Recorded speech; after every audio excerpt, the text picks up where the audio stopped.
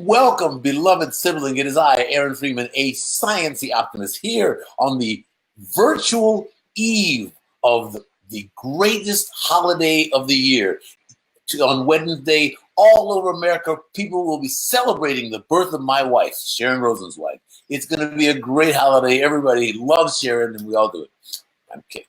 She was born on the 4th of July. But I'm here with my buddy, as you can see if you're reading, my ace buddy, Ahmad Sadri, sociologist, professor of Islamic World Studies at Lake Forest College here on the beautiful North Shore of Chicago, but a man who has thought deeply. And hello, Luani. We love you, Luani, very, very much.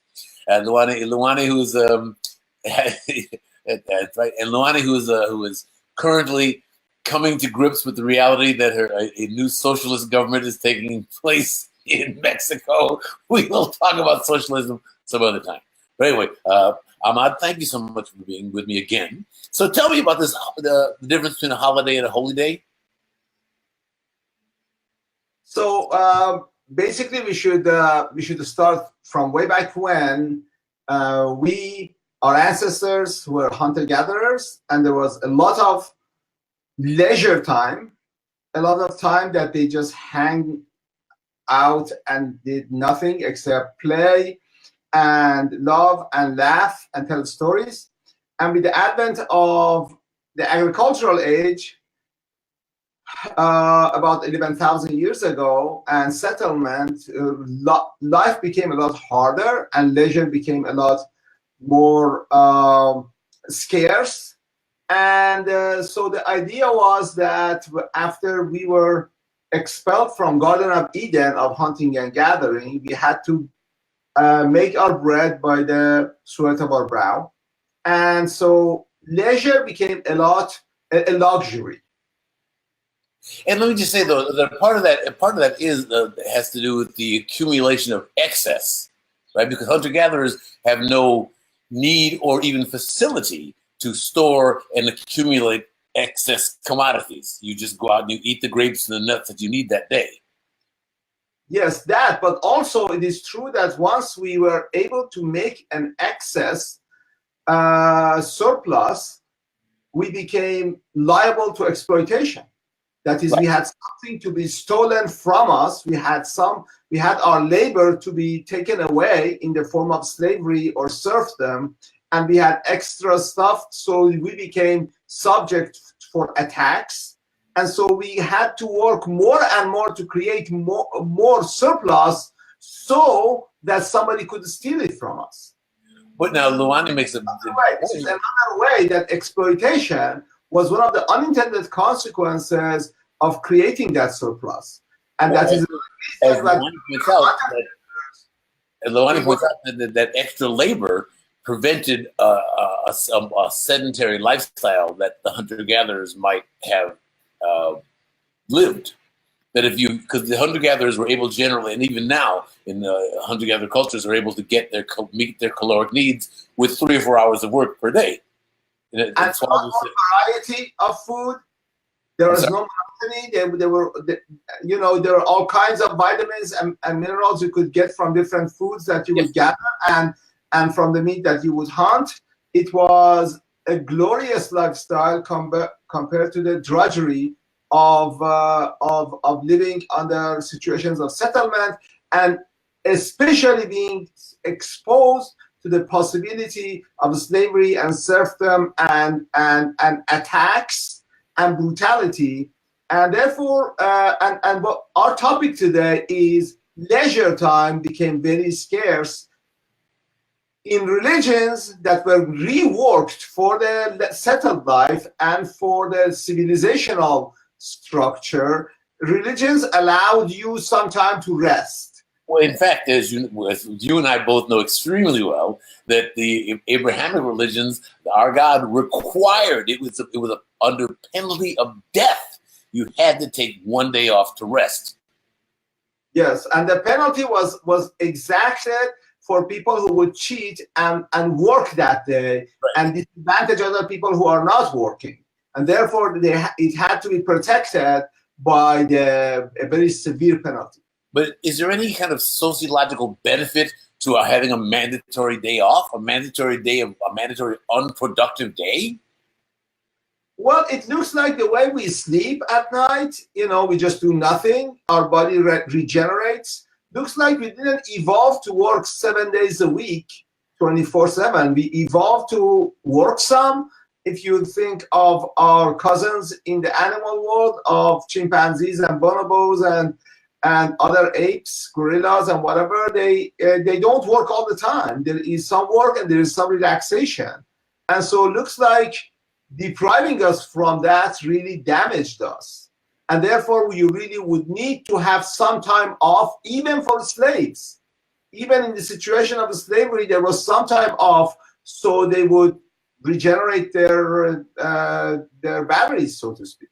So my guess is you're going to say that the reason it got to be holy and that taking this time off got to be holy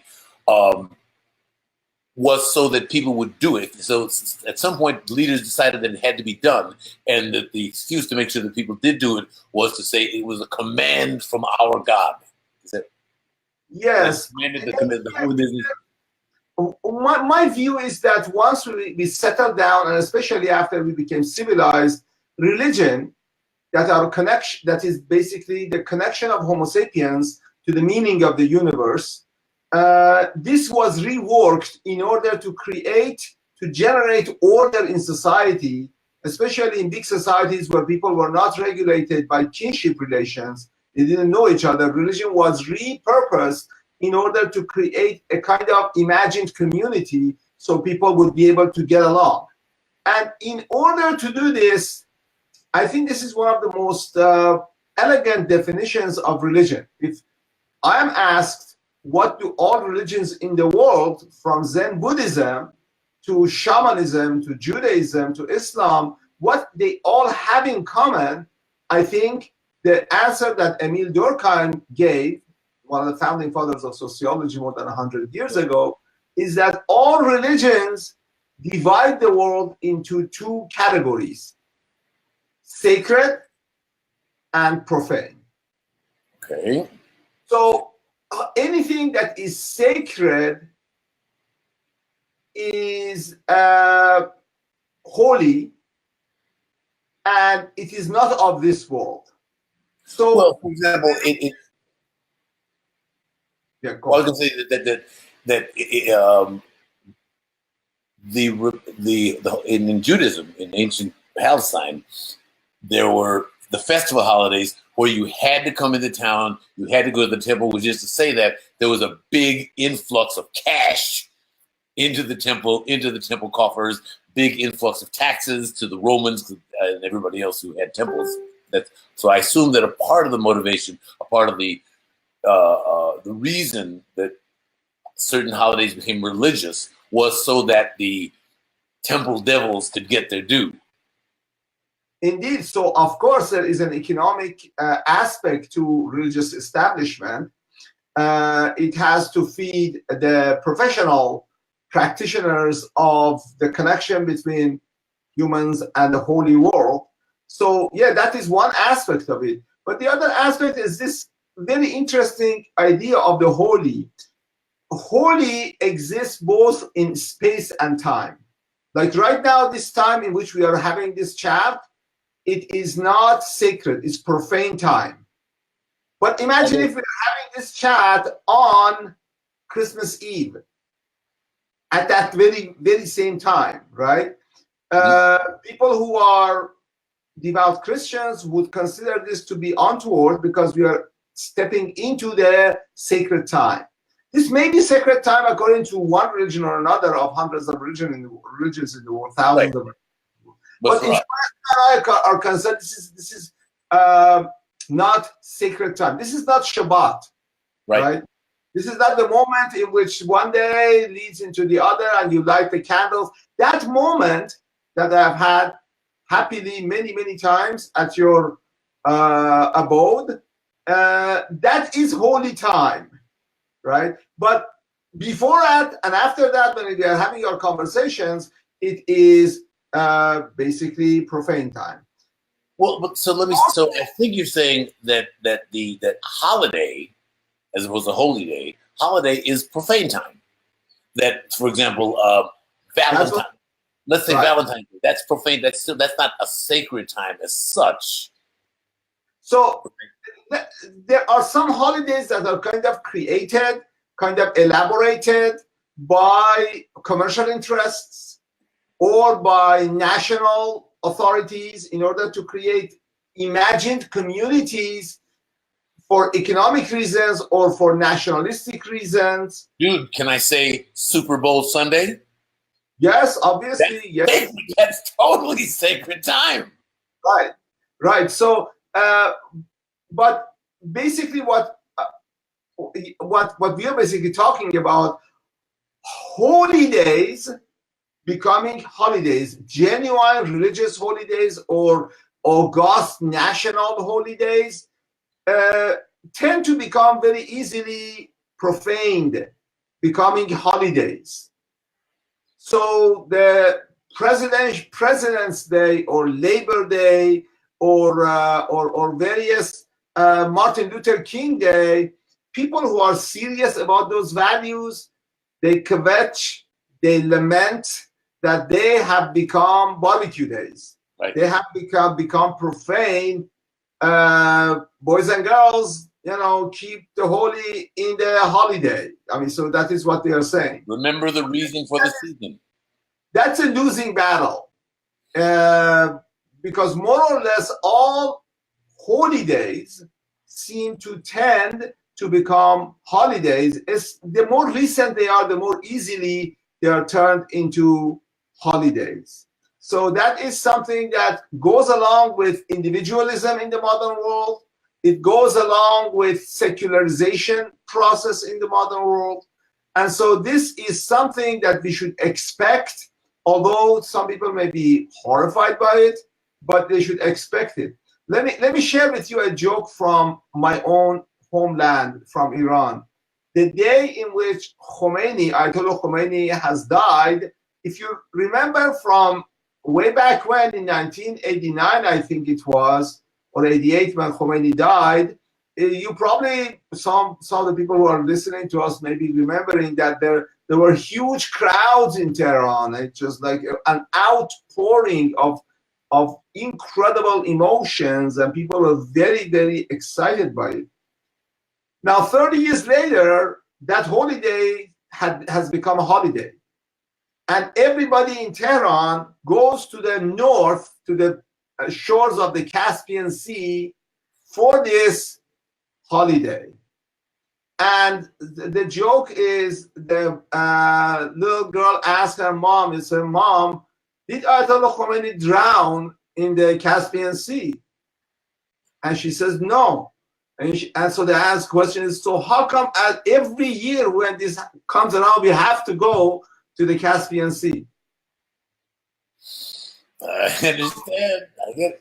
What did you make me think of that? Holiday, nationalistic and religious holiday for the ordinary people, for actually, I would say, the overwhelming majority of the people in Iran, more than 95%, is just a holiday. So that is something that is going to happen. I want to say, for the sake of this discussion, that voting, election day, is reasonably close to a holy day, to the extent that, like, the reason there was just on Saturday was the Families Belong Together Day. The reason I ended up going was because my friends were going. People were talking about it. It was given by my peers a significance that seemed, I felt as if I would be missing out on something, in addition to agreeing with the sentiment. But there was a social pressure, and that was a part of what made it a holy thing, because it was a part of a noble group activity. So I say that only to say that holidays, holy days, regular days can become holy if we all agree that they are. Yes, indeed. And the upcoming holiday, 4th of July, is a good occasion of kind of contemplating this. To what extent it still embodies the spirit of the constitutional ratification and the formal beginning of the United States under this constitution, and to what extent that still exists, and to what extent it's 4th of July is about just fireworks and fun and parades and things like that, and the concept behind it has become paid, has become progressively kind of faded in significance. Right, but interestingly enough, just I mean, I suppose like all religions, certainly in any religion, there are the faithful who try to encourage and remind people like to remember why Christmas exists. There are people who take the 4th of July seriously, who take nationalism seriously, who do attempt to make it for me and you more than merely a barbecue day, a parade day. And in fact, that there are in downtown Highland Park, there will be on Saturday, and I assume in Gurnee, where you live, right? Gurnee. That I assume there's going to be a 4th of July parade, and there'll be flags, and there will be reminders of the reason for the season. Indeed, yes. Does it work? How would we measure as to whether or not these holidays, or does anybody try to measure whether or not these holidays do remind us? Because I must say, I think more about Jefferson in July probably than I do the rest of the year. Yes. So I think, again, depending on to what extent these ideas are shared and to what extent they are taken seriously, the holy day is still alive in the shell of the holiday. So you break the shell, maybe you make it, but in there's a little prize for you, and that is the kernel of remembrance of why this day was declared for being a holy day. So I would say Luani is on, and Luani, I know that you guys in Mexico just had your election day, and I'm just curious: is election day, does it have any sense of a holy special time for people in Mexico the way it does in the U.S.? For some of us in the U.S., of course, not a majority of people in the U.S. go and vote, but there is a sense. Would you say, Ahmad, that in the U.S. it's sort of a holy day, election day? I haven't sensed that. I don't know about you, but for me, election day is not is still a working day. Yeah. So it's just like you still are supposed to work, and you're supposed to perform your duty. If we declare this day to be a day in which we don't work, and then there would be leisure time, it would probably be more likely that it would slip more towards becoming a holiday. Now you see what Luani said in Mexico, no alcohol is sold 2 days before election day. Wow, I didn't know that. That seems like uncivilized. Don't drink and vote. That's a good rule. That's right. I don't even understand. I mean, okay, so let's think about this. What would be what's the advantage? Is the idea that people should be sober when they? I guess people should be sober when they make decisions. What a concept! Wait, what's true? Is it true, Luani, that the idea is that they want people to be sober when they make this? I mean, I guess this hadn't occurred to me. Honestly, we should declare those days blue laws all over. Kind of. I mean, I suppose mind-altering drugs. But if you think about it for a second, I suppose you really would want people to, if you took the election seriously, you would want, it gives you 2 days to. That's a really interesting notion, that they take it seriously enough that they want to do what the government can do to make sure that they take it seriously and think about it. That's really. I'm trying to understand for the first time the results of this last election we had. That's a really that idea had not occurred to me, that sobriety could be a democratic advantage. That a democracy would. I can imagine Mexicans asking us, "What the hell happened? Were you drunk?"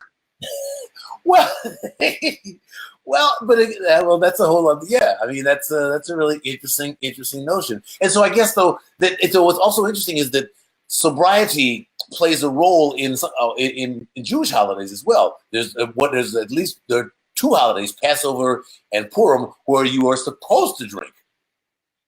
Now, Right. but in Islam, there are no, because, as a matter of fact, in Iran, only the Jews technically can legally drink. True. They are legal for them. All the rest of the people drink illegally, but Jews can drink, and they are not afraid of the authorities because it is part of their religious duties. Now, if we may kind of get away from this tangent about elections, Okay. we should remember that working was very much, when America was more Protestant, working was very much required. For a Protestant, you are in this world in order to work for the greater glory of God, and there would be no time for fun. Fun actually would be sin. You are not supposed to have fun in this world. You're supposed to work, and the real world was in hereafter, and this was a vale of tears. And our task was to work as much as possible, and even on holy days, once we have performed our holy duties, then we should get back to work. So really? this idea of having fun, as if like people are saying harmless fun. What's wrong with having a bit of harmless fun? For our ancestors in these United States, there was no harmless fun. Any kind of fun was sin. And the secularization of the world, the cooling down of the Protestant ethics or work ethics have basically made for a spirit that tends to erode the holy days into holidays, right? So I think a spirit that tends to erode. Holidays, got it. Erode holy days into holidays, got it. Becoming holidays. When we were more serious Protestants in these United States, when the nation was more solidly Protestant, remember that Jews and Catholics were not in the tent. They were outsiders. The ethics before 1950s, there was no mention of the Judeo-Christian tradition, and Catholics were definitely outside the tent. They were not insiders.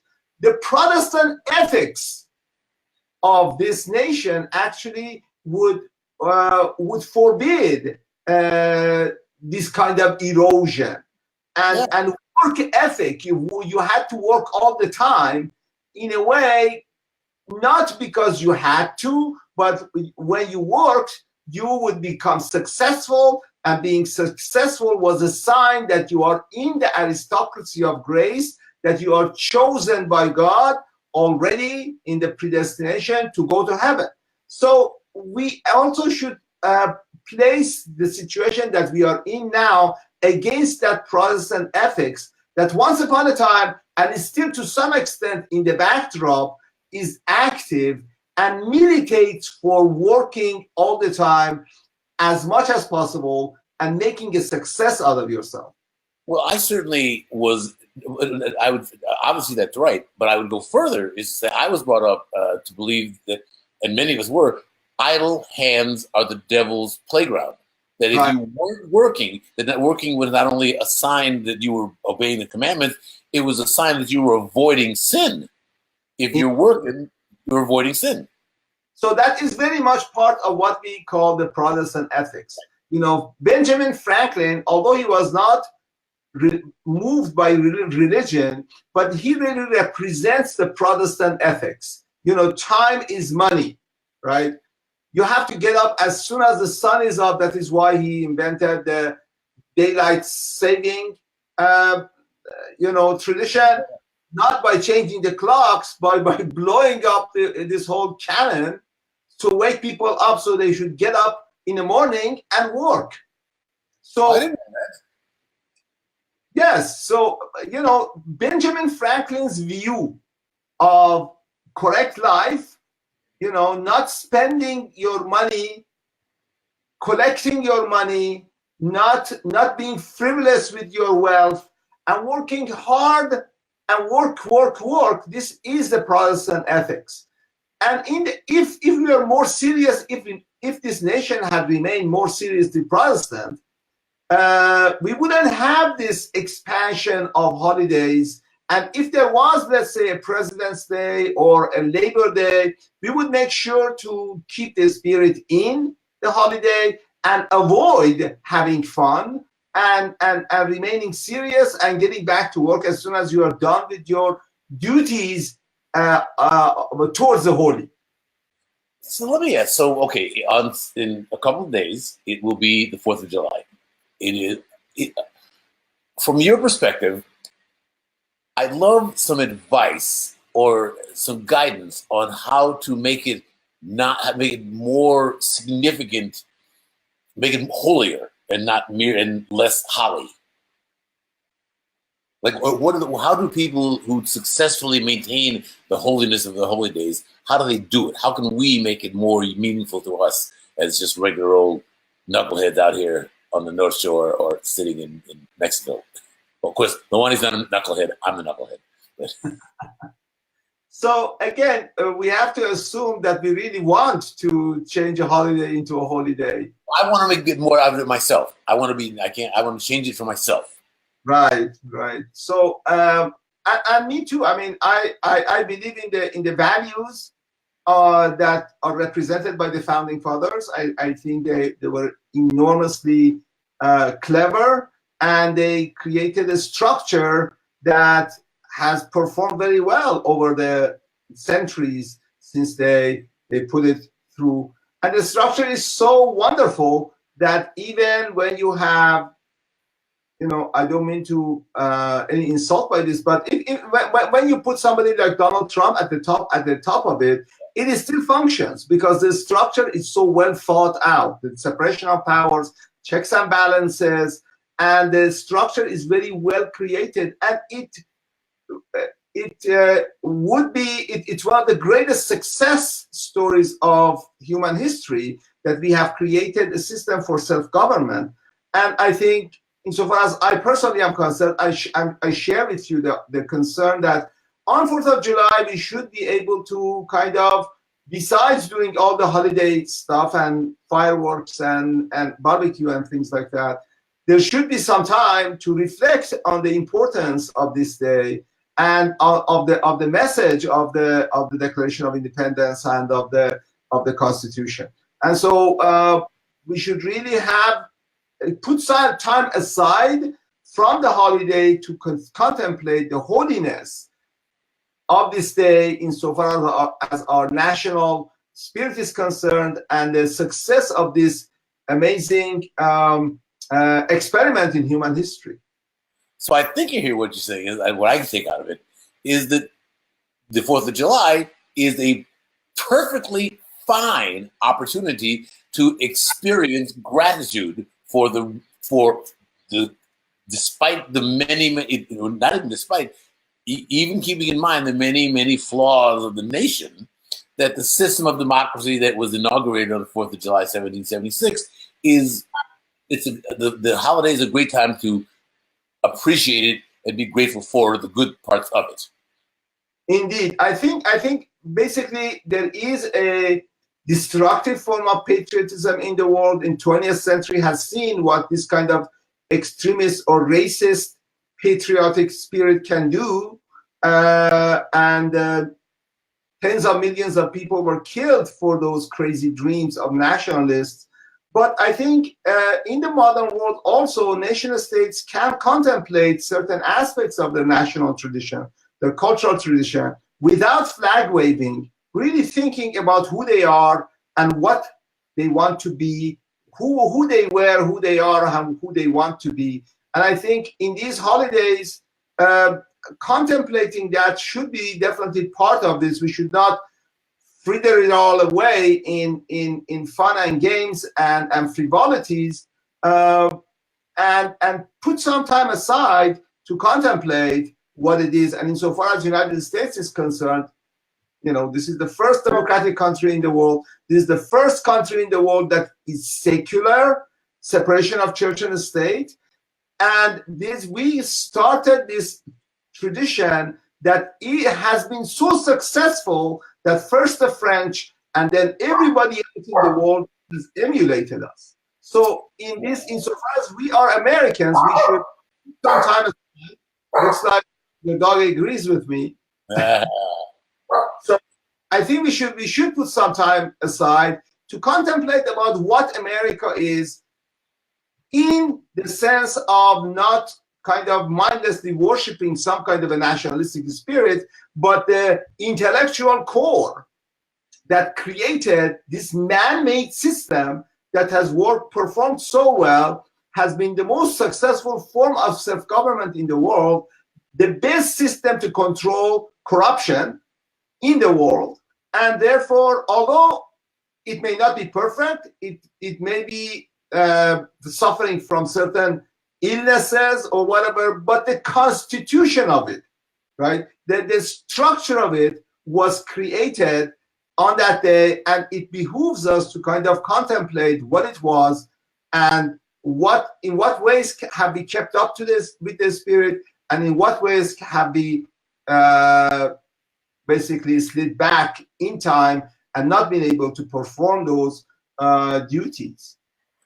Well, I'll tell you, as I experience my gratitude for the 4th of July and independence and the fine Constitution, along with that gratitude goes my gratitude for my dear, dear, beloved sibling, Professor Ahmad Sadri, Professor of Islamic World Studies at Lake Forest College. I look forward to seeing you, my dear friend, on our next sacred holiday. Thank you so much, Ahmad. Thank you, Duani. Thank you, Kyle. Thank you. Happy 4th of July to you. Thank you, guys. Happy 4th of July to everybody watching. I'm Aaron Freeman. I am a sciencey optimist, and I hope you have a fabulous 4th of July as you science the day. Bye.